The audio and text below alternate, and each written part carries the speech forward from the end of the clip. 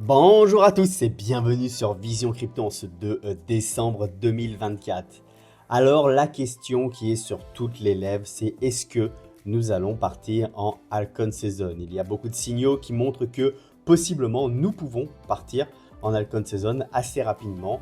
Maintenant, est-ce qu'on va y partir ou pas? On va regarder ce que moi j'en pense, mon scénario et si je pense un petit peu comme la majorité ou pas. Donc encore une fois, on a une map qui est relativement verte, on a XRP qui nous fait absolument des dingueries. D'ailleurs, il est passé, on va aller le voir tout de suite, troisième dans les cryptos en termes de market cap. Regardez, c'est incroyable devant l'USDT, c'est vraiment complètement fou. Donc déjà, félicitations à tous les holders de XRP. C'est une crypto-monnaie sur laquelle je n'étais pas du tout. Et là, vous devez être très content au vu des performances qu'il a pu sortir ces derniers jours. Je veux dire, regardez, si on check ça en weekly, donc une bougie représente une semaine, regardez la puissance qu'il a eu et il a été faire d'ailleurs un nouvel ATH. Donc ça y est, il est maintenant ce qu'on appelle en price discovery. Donc du coup, en découverte de prix. Et même si on va plus loin, regardez, en weekly, regardez-moi ce W, à quel point il est immense. Donc possiblement, on pourrait faire un petit pullback ici. Et je pense qu'on peut faire une très grosse performance sur XRP. Donc félicitations à tous ceux qui ont holdé et qui ont cru en ce projet. Félicitations à vous. Et bien, vous récoltez les fruits de votre patience. HBAR aussi qui fait de grosses performances. IOTA, Lycon aussi. Donc bon, de façon générale, il y a quand même de très belles valeurs. Donc Bitcoin, en termes de volume, on est à 61, quasiment 62 milliards. Ethereum, 33 milliards. On va voir rapidement ce que nous a fait BTC. Je vais me mettre en 1 heure ici. Hop, on va en faire quelque chose de propre. Voilà. Donc BTC nous a pas fait grand chose ce week-end, hein, plutôt décevant. Clairement, sachant que là, il a une petite rectification d'ailleurs.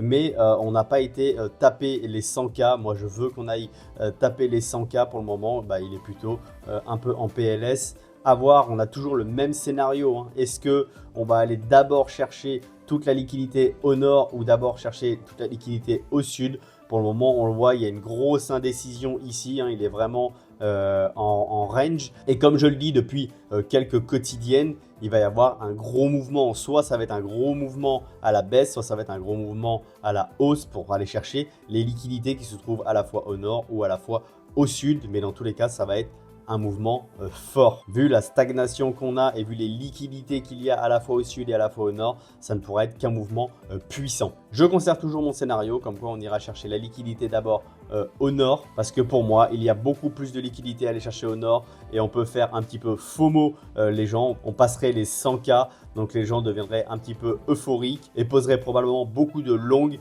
et on ferait relativement l'inverse pour aller chercher toutes les liquidités d'en bas et faire perdre un maximum de personnes qui auront pris des trades en longue ici. Donc bon, c'est mon scénario. Est-ce qu'il sera bon ou est-ce qu'il sera mauvais? L'essentiel, c'est d'être préparé aux deux solutions. Le reste n'a pas trop d'importance. Alors oui, je sais ce que vous voulez voir. Est-ce qu'on va partir en Altcoin Season ou pas? Je sais que tout le monde a les yeux rivés sur cet indicateur-là. On est à 78 ici, donc on partirait dans la Altcoin Season. Oui, possiblement. Attention toutefois à plusieurs choses. Premièrement, il faut savoir qu'on peut encore grimper. Regardez ici, historiquement, on peut monter à 90, plus de 90 sans aucun problème avant de partir à la baisse. Donc pour le moment, on est qu'à 78, on vient tout juste de passer. Donc possiblement, donc déjà, attention à ça. Deuxièmement, si on va sur la Bitcoin dominance, donc je suis actuellement en weekly et oui, BTC perd de la dominance, mais est-ce qu'il a cassé une structure? Est-ce qu'il est repassé en structure baissière? Regardez ça, j'ai pas vraiment l'impression. En plus, vous voyez, il y a la moyenne mobile ici 50. J'ai l'impression qu'on peut venir totalement s'appuyer dessus avant possiblement d'avoir une continuation haussière. Est-ce que c'est ce qui va se passer? J'en sais rien du tout. On peut avoir complètement un écroulement et avoir justement notre Altcoin Season. Pourquoi je pense ça? C'est que quand on regarde dans le passé également, c'est quelque chose qu'on a déjà fait. On a break ici, la résistance, et on est redescendu très fortement sur la moyenne mobile et on l'a même fait deux fois avant de reprendre beaucoup de dominance. Donc c'est pas parce qu'il y a un petit peu de perte de dominance, le temps qu'on est dans le canal haussier, pour moi la Halcon Season ne va pas encore commencer. Donc est-ce que je crois que la Halcon Season va exploser maintenant? Je suis plutôt mitigé et je pense que pas forcément, je pense que c'est peut-être un piège et donc je suis plutôt un peu pessimiste par rapport à la Halcon Season. Je sais que tout le monde est ultra euphorique, je sais que tout le monde veut cette Halcon Season et je la veux le premier puisque vous savez très bien que je suis exposé majoritairement aux Halcons. Mais entre ce qu'on veut et ce qui va se passer, et ce qu'on veut voir aussi, parce que c'est bien beau tous ces indicateurs-là, mais on est biaisé puisque effectivement c'est ce qu'on veut voir une Halcon Season. Donc possiblement on va chercher tous les points qui nous indiquent qu'on peut avoir une Halcon Season. Après c'est les faits, hein. Attention, on peut avoir une Halcon Season puisque on est à 78 ici, donc si jamais on commence à retracer ici, on peut avoir une Halcon Season. Si la Bitcoin dominance continue à diminuer, on peut avoir une Halcon Season.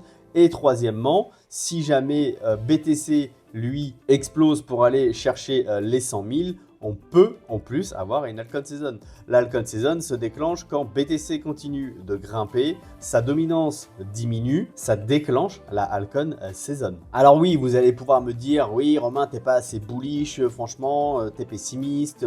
Non, je ne suis pas pessimiste du tout. Je veux juste mettre en garde et que on voit ce qu'on a envie de voir. C'est-à-dire qu'à partir du moment où on veut absolument une Halcon Season, eh bien, on va mettre tous les biais pour qu'il y ait cette Halcon Season.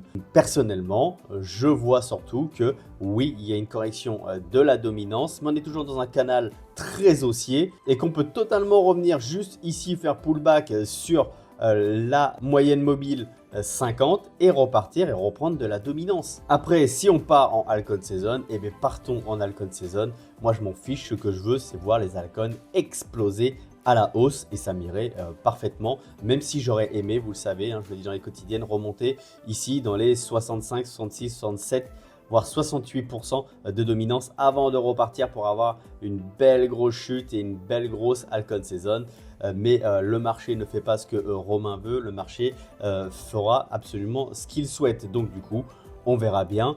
Et on va suivre ça sur la chaîne. D'ailleurs, si vous n'êtes pas encore abonné, cliquez sur le bouton abonner et on verra si j'ai eu tort ou pas. Tous les jours, il y a une quotidienne. Donc du coup, chaque matin, on verra l'évolution. Si la Bitcoin dominance continue à chuter. Et très clairement, hein, si jamais on ne fait pas de rebond sur cette moyenne mobile 50, eh bien oui, je me dirais, bon bah là, on va partir clairement en Halcon Season. Un des derniers points, vous voyez, c'est ça, hein, c'est vraiment cette moyenne mobile 50 qui me fait dire qu'on peut très bien faire un rebond et repartir, reprendre de la dominance. Et ici également, hein, on peut très bien monter encore, monter jusqu'à dans les 90 avant d'avoir un retournement. Ce qui est fou, hein, encore une fois, c'est que les fundings soient relativement bas sur BTC. Hier, on a tenté une petite poussée ici, mais on arrête tout de suite les longues. Hein, ils se sont fait directement défoncé. Pourtant, on n'était pas monté forcément très haut, mais on est monté à 0,03 sur les fundings. Bon, ben, vous voyez, on a chuté, boum, direct. Et du coup, ben, on a fait fermer tous les longs qui s'étaient ouverts. Donc, on a des fundings qui sont très, très bas. Également, autre chose que je voulais vous montrer, regardez, c'est ici. Vous savez, je vous la montre souvent, la heatmap, les fundings de la heatmap. Sauf que généralement, je me mets en 30 jours. Là, je me suis mis en 1 an. Et vous voyez pour le moment, ce que l'on voit ici, ça ressemble beaucoup plus à ce qu'il y a ici que ce qu'il y a ici. Et ça veut dire quoi? Ça veut dire que ici, c'est ce qu'on a connu, vous voyez, en 2024, hein, en mars 2024. C'est là où tout a explosé. Pour prendre un exemple, hein, on va prendre par exemple ANKR qui est ici. Et vous voyez, février, mars, ici, regardez, ANKR par exemple, mars 2024, c'est là où on a tout explosé. Et c'est là où même d'ailleurs, il a fait une pointe le 31 mars ici à NKR. Donc, il a fait un top et après avant de rectifier. Et bien, vous voyez ici, là, si on pousse, regardez, jusqu'au 31 mars, on était encore très orange. Donc, ça veut dire qu'il y avait énormément de positions en longue avant de nettoyer le marché. Et quand on arrive dans le vert comme ça, nous sommes dans la neutralité. Et même quand on est dans le bleu, violet, bleu foncé, on est même en short. Donc les personnes short un maximum. Donc généralement d'ailleurs, on fait l'inverse. Donc du coup, pour le moment, où est-ce qu'on se trouve? Bien, on se trouve plutôt dans une phase ici, comme en décembre 2023. Et bizarrement, nous sommes actuellement où? En décembre, mais 2024. Et en décembre 2023, oui, regardez, ici, on commence décembre. Donc oui, il y a eu une hausse, mais regardez, fin décembre, il y a eu une grosse chute également avant d'avoir cette grosse montée. Donc en gros, tout janvier a été baissier avant d'avoir l'explosion en février et puis mars. Donc, est-ce qu'on ne se retrouverait pas dans le même schéma? Je me pose la question tout simplement. Donc, c'est une réflexion à avoir. Donc, possiblement, je vois bien également qu'on fasse exactement ici ce schéma-là en décembre 2023. Qu'après il y ait une chute, une respiration du marché et qu'après en février et mars, donc premier trimestre 2025, qu'on ait une forte explosion et qu'on ait notre vrai Alcon Season. Dites-moi ce que vous en pensez en commentaire, si vous pensez que c'est une théorie qui est relativement viable ou si c'est complètement n'importe quoi. Je ne suis pas assez bullish, il faut que je regarde les faits et que je ne sois pas pessimiste, c'est possible également. Mais quand je regarde un petit peu tout ça, je me dis que possiblement, on pourrait très bien aller chercher avec les fundings relativement bas, chercher les 100K et après avoir une rectification du marché. Comme je l'ai déjà dit dans les quotidiennes pour ceux qui me suivent, chercher les 100K, rectification du marché. Et si BTC chute pour aller chercher toute la liquidité en dessous au niveau des 87, 90 000, eh bien, croyez-moi que les altcoins vont prendre extrêmement cher aussi. Donc, il y aura cette respiration. Donc, je ne trouve pas si déconnant qu'on soit dans cette phase-là, que BTC aille chercher les 100 000 et qu'après on fasse un gros nettoyage ici pour respirer avant de repartir.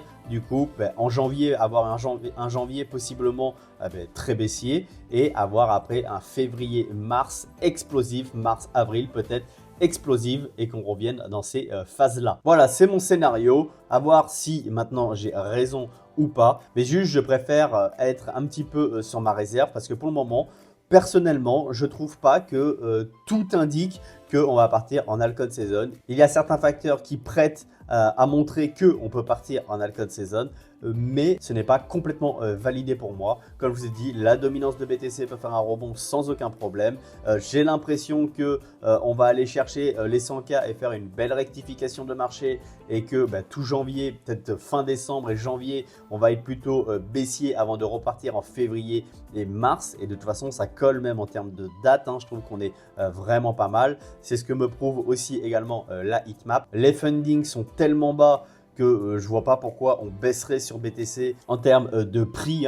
Je pense qu'on peut aller chercher les 100 000, surtout avec des bons effets de levier. On va faire un gros short squeeze en allant chercher toute la liquidité au-dessus et après on va faire un long squeeze, même si ça ne se dit pas vraiment, mais on va faire une grosse chute pour rect tous les longs. Et quand on va rect tous les longs en descendant, on emmènera également bien entendu tous les altcoins parce que quand même les altcoins, il ne faut pas oublier qu'ils sont corrélés très fortement à BTC. Si BTC chute fortement, les altcoins vont chuter également très fortement. Donc voilà, c'est mon scénario. Au niveau des nouvelles, il n'y a rien de spécial. Le but de cette vidéo, c'était surtout la Alcon Season. Est-ce qu'on va partir en Alcon Season ou pas? Maintenant, vous connaissez mon scénario. Vous pouvez être complètement d'accord avec moi ou complètement en désaccord avec moi. Peu importe, vous pouvez lancer même les débats en commentaire, c'est avec plaisir. Et même, vous pouvez rejoindre notre canal Telegram. On pourra en parler, échanger là-dessus et voir nos différents scénarios. C'est avec plaisir que j'échange. Je dis pas que j'ai raison. Je dis pas que la majorité a tort. Encore une fois, j'essaye d'être le plus honnête sur cette chaîne, de vous montrer ce que moi je vois. Et pourquoi je ne pars pas complètement dans l'euphorie? Pourquoi je ne suis pas simplement bullish? Simplement parce que je connais le marché, je sais comment maintenant il fonctionne et je sais que quand tout le monde est trop euphorique, eh bien, généralement le marché fait l'inverse. Et sachant que les indicateurs, quand on regarde un petit peu plus, me prouvent que c'est pas forcément qu'on va partir en Alcon Season et que il faut rester un petit peu mitigé sur tout ça. Voilà, on arrive à la fin de cette vidéo. J'espère qu'elle vous aura plu. Attention au quiproquo, je ne suis pas bearish du tout. Regardez ces maps qu'on fait. On est tellement avec des gros pourcentages. Je ne suis pas bearish. Et croyez-moi que cette Alcon Season, je suis le premier à la vouloir. Clairement, voir mon portefeuille exploser à la hausse, c'est tout ce que je souhaite. Mais encore une fois, je suis là pour vous montrer véritablement ce que je vois et ma perception des choses. Et c'est ce que je vous ai dit dans cette vidéos. N'hésitez pas à cliquer sur le bouton abonner pour ne manquer aucune des futures vidéos. Ça soutient la chaîne et deuxièmement, ça me fait extrêmement plaisir. Je vous laisse là-dessus. Je vous souhaite un bon début de semaine et je vous dis à demain dans la quotidienne ou à tout de suite dans le canal Telegram. Et surtout, restez curieux. Ciao.